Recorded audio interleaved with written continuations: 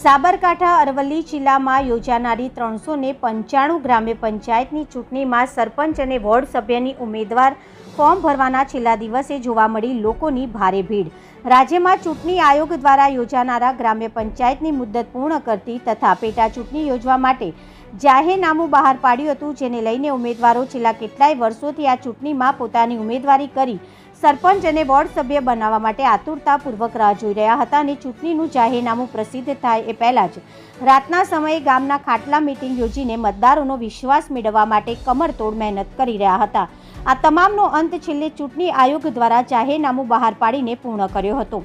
આ જાહેરનામું તારીખ 2 જુલાઈના રોજ પ્રસિદ્ધ થતાં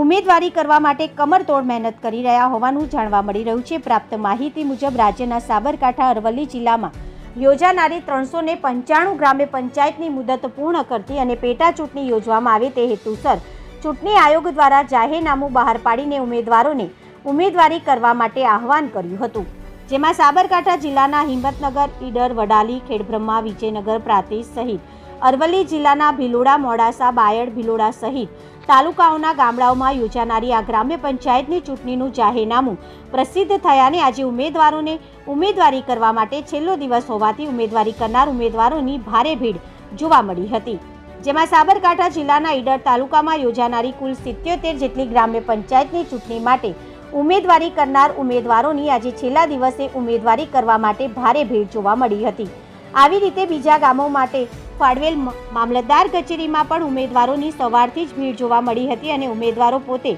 ચૂંટણીમાં જરૂર જીત હાંસલ કરશે એવો વિશ્વાસ જોવા મળી રહ્યો હતો।